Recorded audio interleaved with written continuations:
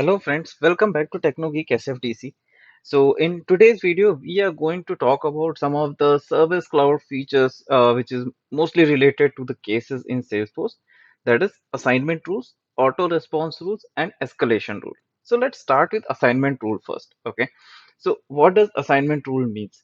Assignment rules are basically, let's say, any case is getting created. Okay, and in backend that there are certain group of people or some person who is very much capable of these types of cases. So you can create your own rules so that as soon as the case is getting created, it will be automatically assigned to that particular user or a group. Okay, so it can be a user, it can be a group, and it can be then the case can be solved efficiently. So how we do that basically in Salesforce? So let's see how we do that. So for that, you can come to setup and you can just search for assignment rules. Okay. So you can see under service, you have case assignment rule. Similar to case assignment, you have lead assignment rules as well. But here we will talk about case assignment rule. Okay.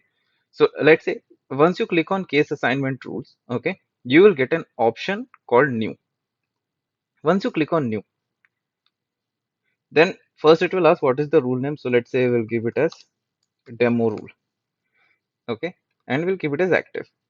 So once once you will keep it as active, then only this auto response rule will do the calculation and it will assign it to a particular user.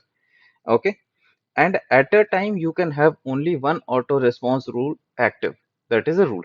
Okay, so here let's say I have three auto response rule. I created the demo rule and I made it as active. So the one which was active earlier, it got deactivated now. So now we have created a rule. Now what we need to do is we need to create the entries or what will be the rules based on which the assignment will happen. Okay, so for that you will be having an option called rule entries here. You can click on new. Okay, first thing is sort order. So what sort order is, let's say you have multiple types of rules. Okay, multiple rules you have, and sort order basically defines that in which particular order the system will check for the rule. So let's say first case got created, so system will come and it will first check which rule is having sort order as 1. Okay, then it will first execute that particular rule and it will do the assignment. If it doesn't matches with the rule which is present in the sort order or the order number 1, then it will go to the order number 2. So in this way, this will define that in which order the system should check the rules and do the assignment. Okay, so here you can first give the sort order. Next is your entry criteria. So you can basically what case rules should be. Okay, or based on what criteria you want to do this assignment. Here you have two types of evaluation. One is either criteria. So if you have, let's say, straightforward criterias like, let's say, status equals new or something like that, straightforward, you can use criterias are met. Or let's say you get some requirement which is a kind of complex one where you think that criterias are met cannot be useful, then you can go for formula evaluates to true. Okay, we will keep first as criterias are met, and let's say I'll keep the 1 second.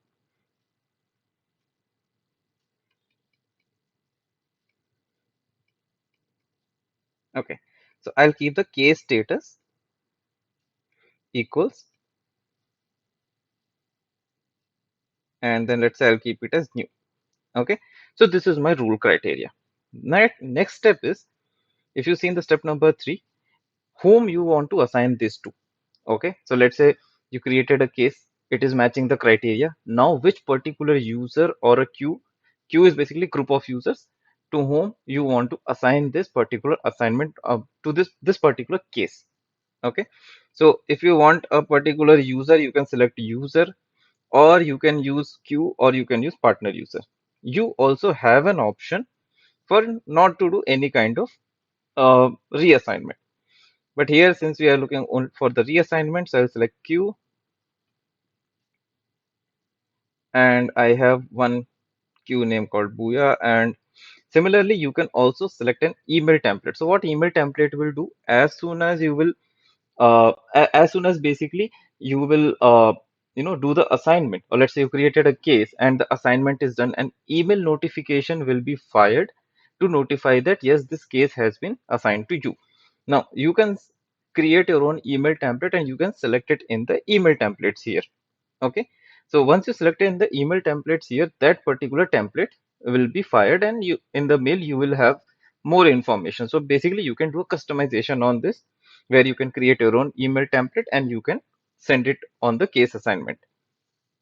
Third is you can select your own case teams. Okay, so let's say you have a team of members who will be working on this particular case. So you can basically define, this is an optional for you. If you don't have a case team, you can just leave it as is. Okay, now what we'll do it as save. Okay, so now you can see that I have a demo rule. This is a case assignment rule, under which I have one rule criteria where I'm stating that if the case status equals new. So if the case status equals new, then do the assignment and make the case owner as this particular queue. Okay, so let's see how this works. Okay, so what we'll be doing, we'll be creating a case here.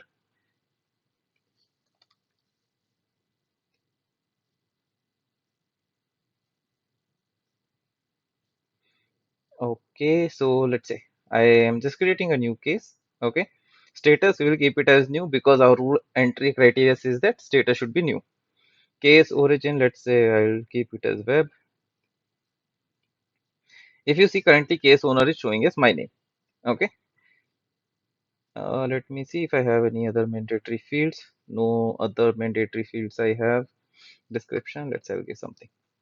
Okay, and then you have an option like send email, send notification email to contact. So if you are giving any contact here, okay, if you're giving any contact name, then email notification will be fired that the case has been created on your behalf. Okay, now let's try to save this. Okay, contact is mandatory. I'll just select one. Account also, I'll just keep one.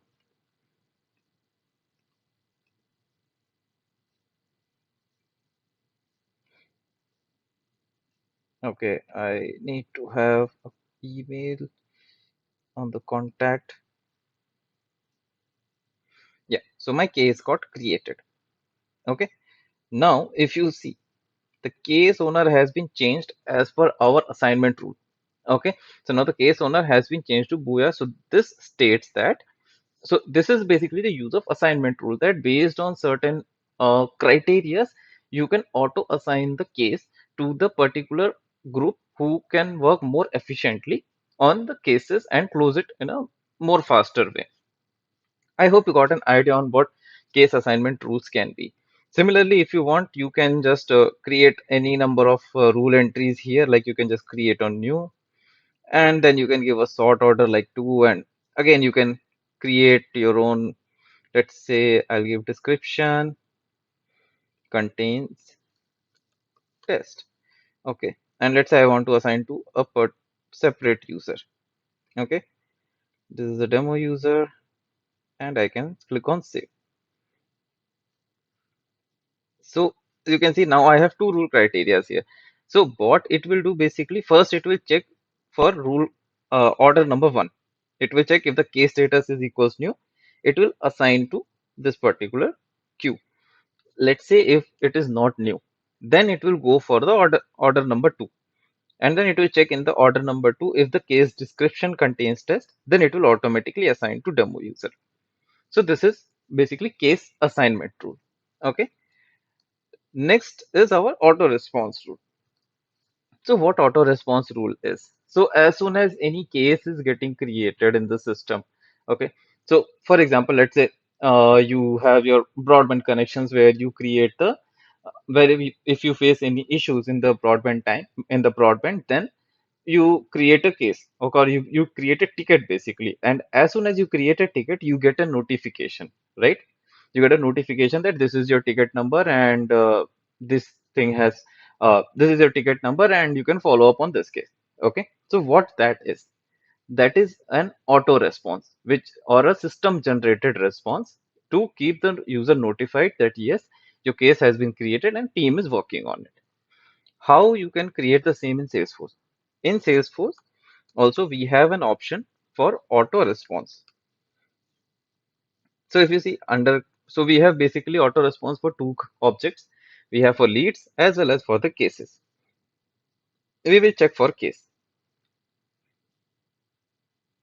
Okay.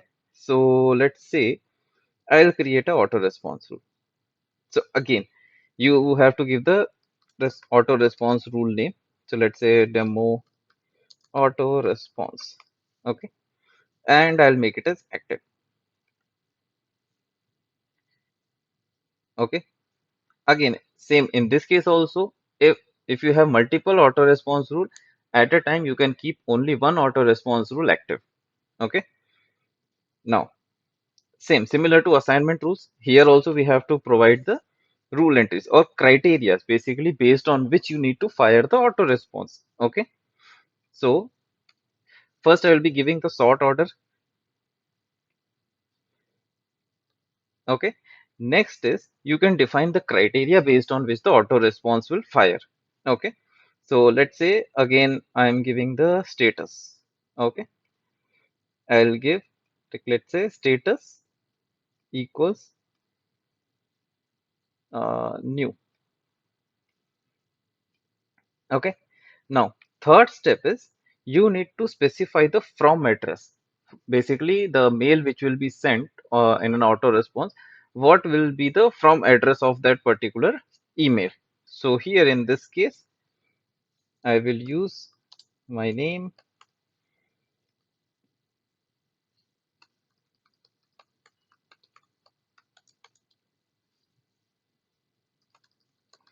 One thing to keep in mind, that whatever the email address you are giving, that has to be a verified organization wide email address. Okay.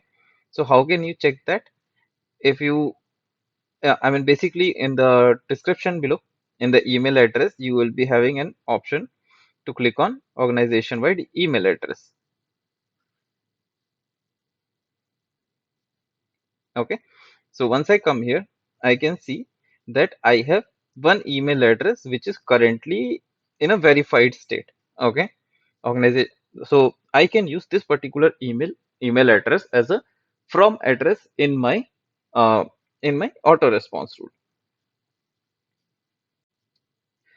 Now we have provided the from address. Now next will be the body. What email you want to send. Okay. So for that you can select a email template. So you can define your own email template and you can use them.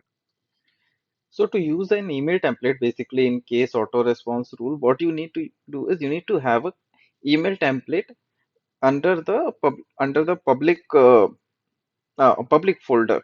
So if you can see, I have created a dummy email template here. Basically, that is a demo email template which is related to case, and then I have given a subject and the body. Okay, and if you see, so I have basically set it under the public folder. Now, if you come to email address, how you can create this email address? So under the star icon, if you click and you search for email templates, you will be having an option called email template. So you can go here and you can create it. Okay. Now let's see on how the email template will work. So you can see the one which I have created has started appearing in the list. So I can select this demo email template. I'll just close out this one. Yeah. And then you have some other options as well. These are the optional stuffs, like if you want to send any service link as well in the particular auto response rule, or basically for the service you can use the survey, or for that you need to have a survey in your system, survey enabled in your org, and then you can use a survey link to send it to the owner. Okay, or whoever is the recipient of that particular case information, and then you can just click on save. So now you can see that I have created an auto response rule here, where if the status is new, it will send an email using this particular email template. Okay. Now let's see how we can use it. For this, first I will deactivate the auto response rule. Oh, sorry. I'll deactivate the case assignment rule, otherwise it will send to a dummy user.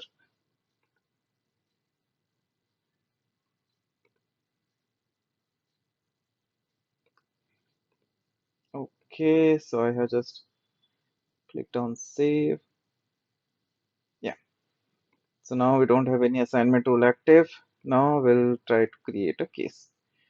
Before that, I will just go to Timbrar and will change the email ID to my Gmail ID. I think it is already there. Yeah, okay. So we will create a case and we will see how this auto response rule works.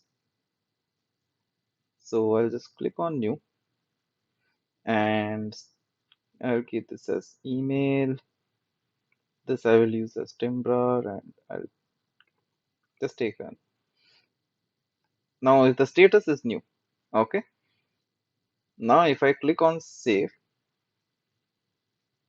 this case got created. Okay. Now let's check in the mail that if you have received any response rule or any email from the Salesforce or not.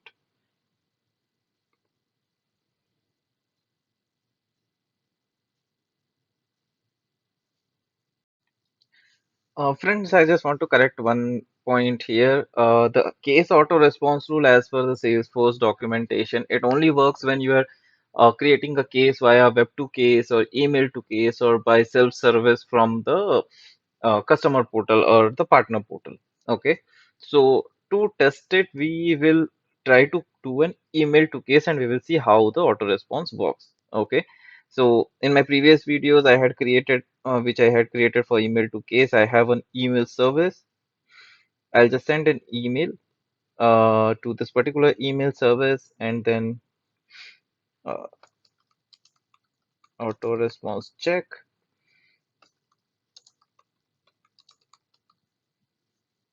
and then I'll just click on send.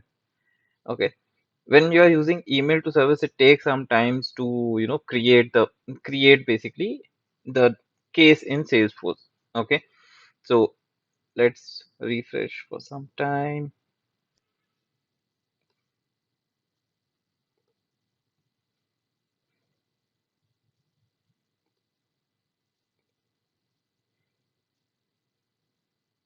Okay, so you can see that there's a case has been created and I have some logic in backend, so the team bar is being assigned to this particular contact.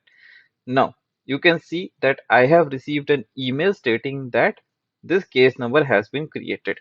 Okay, so this is how auto response rule works. Basically, it will give you an intimation that yes, your case has been created, and then you can and the team is working on it. So here I have a very simple template. You can keep any complex template. You can have a lot of information, whatever information you want to send to your customer. So this was basically our auto response rule. Next is escalation rule. So why escalation rule is needed? Okay, so just first we'll try to understand why escalation rule is needed. Okay, so let's say you have a broadband connection and you have created a case, but you don't like the case, or the ticket to be in a new status or working status for the lifelong, right?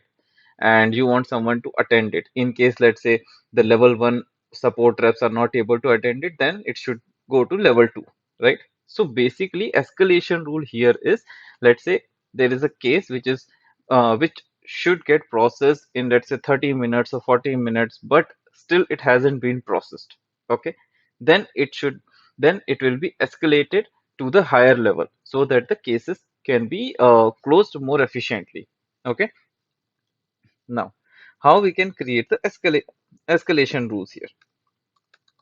So again, in the setup, you can come here and then you can create the escalation rules. Under service, you will see something called escalation rule. Okay. Now, I will just create one more.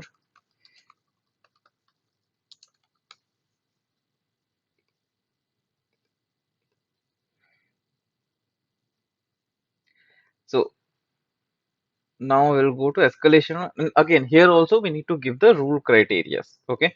So based on what rule the escalation will fire. Okay. So let's say I'm giving sort order as 1. Okay. And then I'll just give, let's say, case status as new.